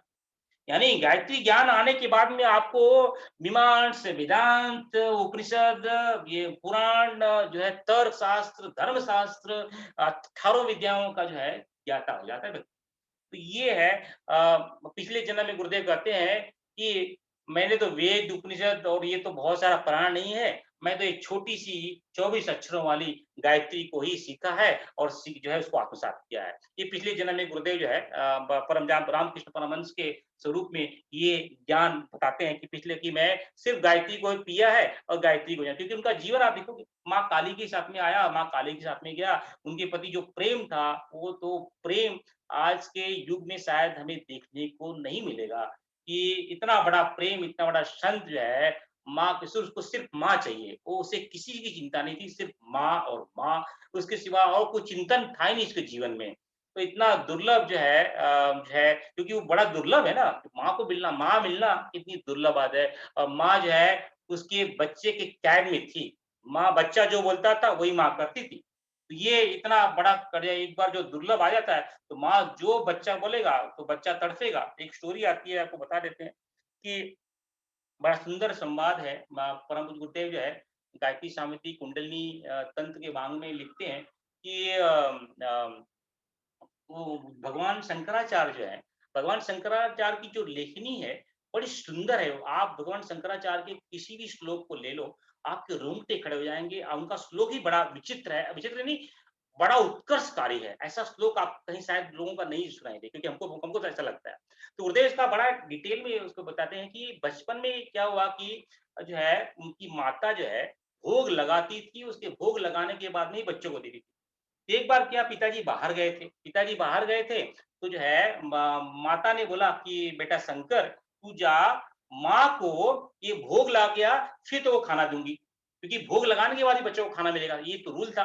तो शंकर बड़ा भूखा था, वो बोला ठीक है, वो गया माँ के पास में गया, जो है माँ को जो है सामने मूर्ति थी, बोला कि माँ ये खाना जो है लेके पी ले। तो जो है माँ तो मूर्ति तो कुछ हिल-डुल नहीं रही, कि शंकर जो है रोने लगा कि भाई अभी जब तक ये खाना खाएगी नहीं फिर मुझे मिलेगा नहीं। मतलब उसका तो दर्द ये था कि उसको भूख लगी थी और माँ ने शर्त रखी थी उसकी माँ ने कि भाई जब तक उनके घर का रूल था कि जब तक माता भोग नहीं लगेगी तब तक जो है किसी को खाना नहीं मिलेगा। बच्चा तो डर गया शंकर वो तो डर गया कि अरे ये खाएगी नहीं तो मुझे भोजन मिलेगा नहीं। वो तो इतना जोर से रोया, वो तो जो है मूर्ति डर गई। वो डर गई और उसको जो उसने जो है उसने जो है जितना भोग लेके आया सब खा गई। अब शंकर और जोर से रोने लगा। क्यों? अरे क्या हो गया? कि मैं अभी उसको शंकर को लगा कि मेरे जो मैं भोग लेके आया था ये तो ये खा गई, अब मुझे क्या मिलेगा? अब इतना जोर से रोने लगा, तो माँ ने जो है वो उसको अपना दुग्ध पान करवाया, उसको अपना स्तन पान करवाया। ये बड़ा सुंदर विवेचन ढंग से जो है, मैं इसकी विवेचना प्रभु गुरुदेव ने कुंडली भिक्षावृत्ति तंत्र में किया है।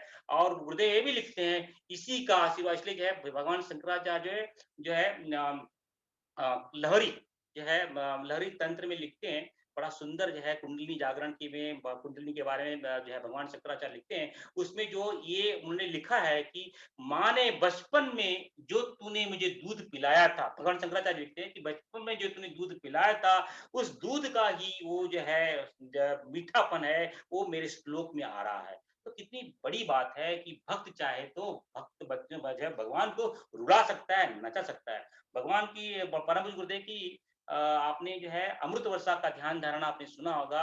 गुरुदेव लिखते हैं कि मीरा ने जो है कृष्ण को नौकर रख लिया था। तो जो पहले स्टार्टिंग में बोलते हैं कि वर्षा अमृत वर्षा की ध्यान धारणा में गुरुदेव लिखते हैं, बताते हैं प्रवचन के ध्यान धारणा में कि मीरा ने पहले जो है नौकर रख लिया था। पहले पहले उसको अपना पति बनाया, पति बनाने के बाद उसको नौकर रखने से चक्की पिछवाने लगी थी। मतलब कि कहने का तात्पर्य ये है कि भक्त चाहे भगवान को कैसे भी बना सकता है, भक्त ही भगवान को बनाता है। ये है कि गुरुदेव लिखते हैं कि प्रणव युक्त गायत्री ही समस्त वेदों में दुर्लभ है, अगर माँ मिल जाती है आपको सब कुछ मिल जाएगा।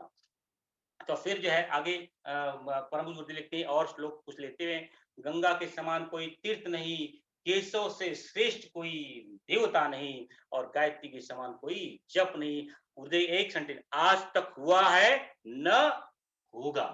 आप देखो, हमें सबसे श्रेष्ठ अवतारों में से जो है आपका, आप किसी भी को पूछ लो, यहाँ का हो व वहां का हो, पहला चीज है मानस जो चित्त जाता है, वो जो है बड़ी मुस्कान लिए वह कृष्ण, केशव, योगेश्वर। क्योंकि यो ही योगी है जिसने सब कुछ कलाओं को झेला। यह है पहले जेल में पैदा हुआ, बिना सिखा सिखवाए लिए हुए जेल में पैदा होता है। जो राजाओं का राजा है, महावीरों का महावीर है, अवतारों का भी अवतार है, ब्रह्म का ज्ञाता है, ब्रह्म है। और जब वो जेल में पैदा होता है, 8 जेलों के बीच में पैदा होता है, और बड़ी विडंबना देखो, एक नहीं दो-दो माता होती हैं। यहाँ इस माता के पास में रहो, और कोई जो है बड़े कुल का राणा होते हुए भी एक जो है दूसरे कुल में जाता है, वहां पे जो है गाय चराना, लोगों से ग्वालों के साथ में रहना, कितनी बड़ी विडंबना है। कोई कभी भी इसको सुख नहीं मिला, लेकिन उसके चेहरे पे सदैव मुस्कान रही। उसके जितने भी प्रेम प्रेमिया मित्र थे, उनको छोड़ना पड़ा, उसको छोड़ करके मथुरा आना पड़ा। वहां पे भी अपने मामा का वंश करे, अपने भाई को मारना, मामा को मारना कोई आसान बात है क्या? अपने मामा को मारना पड़ा। अपने अंत में तो अपने घर परिवार बच्चों को भी युद्ध में लड़वाना पड़ा। तो ये इस जो ऐसा छलिया, ऐसा अवतारी पुरुष आपको जीवन में नहीं मिलेगा। इसलिए योगेश्वर कहते हैं इसको, योगियों का योगी, इस योगेश्वर। इतना दुख सहते हुए भी, इतना दुख लेते हुए भी वो है हमेशा मुस्कान, मंद मंद मुस्कान लेते हुए रहा। भगवान राम ने भी लिया है, लेकिन उनका शुरुआत का दिन तो अच्छा गया, जो है भौतिकता से पूर्ण था, राजस के पूर्ण था। लेकिन जो केशव का जो जन्म था, जो उनका दूसरा अवतार, राम भगवान राम का जो दूसरा अवतार था, वो कष्टपूर्ण ही था। पूरा स्टार्ट से लेकर अंत तक, जरा आने तक, जब उनकी मृत्यु, जरा यानी जब जरा बाण से उनकी मृत्यु होती है, जरा आने तक जो है वो जो है दुखों से घिरे रहे। लेकिन जो है वो तो युग पुरुष थे, केशव थे, योगेश्वर थे, मुस्कान लिए आए थे और मुस्कान लिए गए थे। आप कोई भी इतिहास दिखा के देख लो, सबसे दुखदाई जो जीवन रहा वो केशव का रहा, लेकिन सबसे सुखमय जीवन देखोगे तो केशव का रहा। उसी जन्म में, उसी समय में एक और पुरुष पैदा हुआ था, वो भी सभी गुणों से संपन्न था, कर्ण। सेम उसको भी 2 माता थी, एक कुल से दूसरे कुल में आया था, लेकिन वो हमेशा दुख में जलता रहा। दोनों की स्टोरी देखोगे, कर्ण और केशव की स्टोरी देखोगे, दोनों की स्टोरी सेम है, लेकिन केशव केशव थे और कर्ण कर्ण था। तो कहने का तात्पर्य ये है कि इसलिए उसे देवताओं का भी देवता कहते हैं। हमारे मन में जब भगवान का नाम आता है, तो केशव का चेहरा जो है खिल जाता है, हमारे सामने मानस पटल पे आता है। इसलिए ये अ, हमारा जो है आरण्यक कहता है कि गंगा जी से कोई तीर्थ नहीं, केशव ऐसा देवता नहीं, और मंत्रों से जैसा गायत्री मंत्र नहीं, न आज तक हुआ हुआ न होगा, भूतो न भविष्य। आगे जाके भी गायत्री मंत्र जैसा, ये जब कल पूरा खत्म हो जाएगा, ये युग खत्म हो जाएगा, ब्रह्मा जी की निद्रा खत्म हो जाएगी, तब भी ये जो है उसके आगे वाला जो कल्प आएगा उसमें भी ये वैसे ही रहेगा। और फिर गुरुदेव लिखते हैं कि 3 वेद है ऋषि संवाद, सामवेद, यजुर्वेद, इनका निचोड़ ही से है गायत्री श्रेष्ठ है। और एक और श्लोक गुरुदेव अग्नि पुराण का लेते हुए कहते हैं कि एक अक्षर ब्रह्म ओमकार ही परम ब्रह्म है और प्राणायाम में परम तप ही तप है और गायत्री मंत्र ही सबसे श्रेष्ठ है। यानी गुरुदेव अलग-अलग माध्यम से गायत्री को बताते हैं, बताने की चेष्टा करते हैं। अलग ऋषियों का, वेद का, पुराणों का उदाहरण लेकर के हम जैसे भटके हुए बच्चों को बताने की चेष्टा करते हैं। मैंने जो तुझे दिया है वो अमृत है, अमृत। इस अमृत का पान कर, इसको पान करेगा तो केशव मिलेंगे, मैं मिलूँगा, माँ मिलेगी, ब्रह्म का ज्ञान मिलेगा।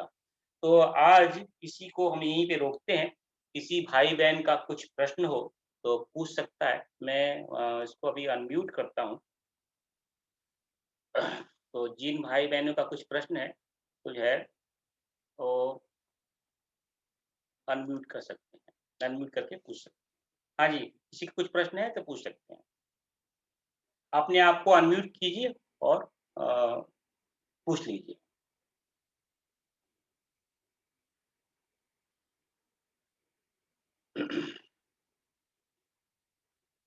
किसी को कोई प्रश्न नहीं?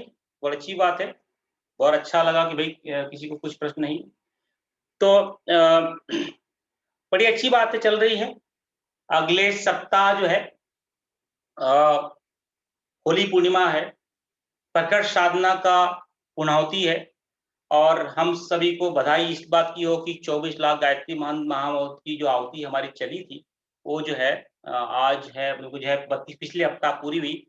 लेकिन श्रद्धेय का आशीर्वाद वचन आया है कि इसको कंटिन्यू रखो, इसको हम लोग कंटिन्यू रखेंगे और जो है इसको और आगे बढ़ाएँगे और हो सकेगा तो अगले सप्ताह जो है परम श्रद्धेय जो है हमारे ऑनलाइन यज्ञ में आएँगे, हम सबको आशीष वचन देंगे।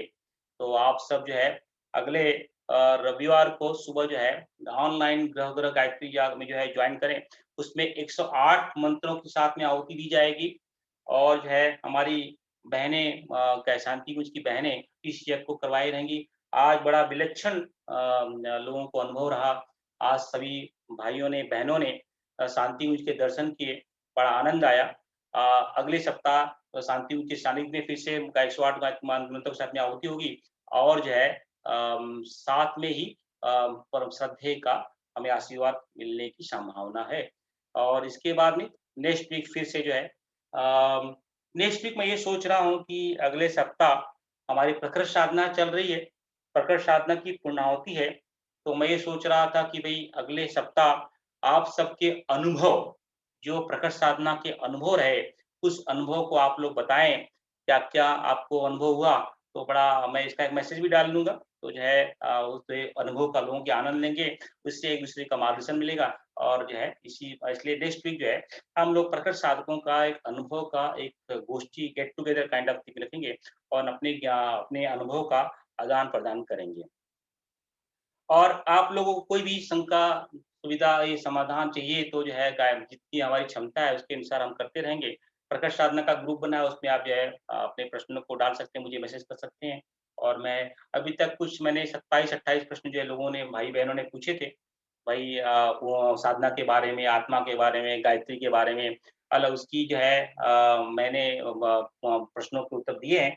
और भाई किसी भाई-बहनों को कुछ प्रश्न है तो पूछ सकते हैं, मैं अपनी क्षमता के अनुसार जो है उसको जो है बताने की चेष्टा करूँगा।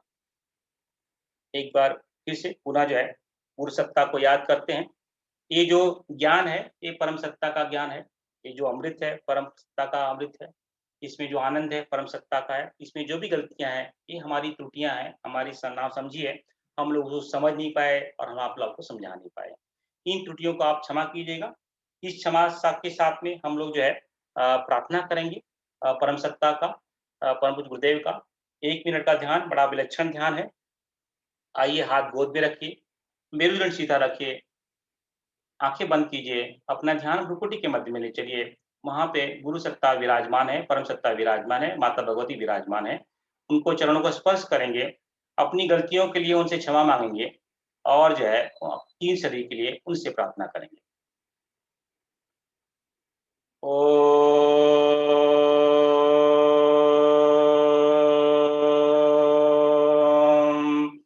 असतो मा सद्गमय ॐ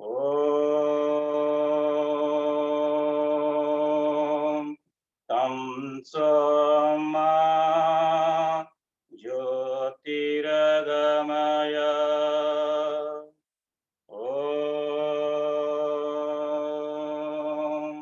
मृत्योर्मा अमृतं गमय ॐ शान्ति शान्ति शान्ति।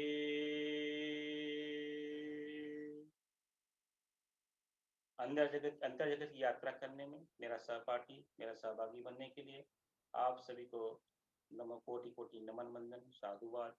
जो भी गलतियां हुई हैं वो गलतियां हमारी हैं, अपना हमें छोटा भाई और बहन समझ करके माफ कर दीजिएगा। इसमें जो भी आनंद है, इसमें जो ज्ञान है, जो इसमें रस है, वो परम पूज्य गुरुदेव और वंदनी माता जी का है। ये आनंद, ज्ञान और रस जो है हमें जो है परम पूज्य गुरुदेव और वंदनी माता जी के द्वारा लिखित साहित्यों में ही वो मिलेगा। हम सब पे गुरुदेव का अनुग्रह बना रहे, हम में जो है गुरुदेव का अनुग्रह बनने से हम उनके स्वाध्याय को, उनके जो है साहित्यों का स्वाध्याय कर पाए। ऐसी अनुकंपा के साथ में जो आगे बैठे हैं उन्हें प्रणाम, जो पीछे बैठे हैं उन्हें प्रणाम, जो लेफ्ट में बैठे उन्हें प्रणाम, जो राइट में बैठे उन्हें प्रणाम, जो ऊपर बैठे उन्हें प्रणाम, जो नीचे बैठे उन्हें प्रणाम। समस्त स्थानों में उपस्थित प्रत्यक्ष और अप्रत्यक्ष ऋषि देवताओं को उसको कोटि कोटि नमन वंदन और गलतियों के लिए क्षमा प्रार्थना। ओम शांति शांति शांति। तस्मै श्री गुरुवे नमः। तस्मै श्री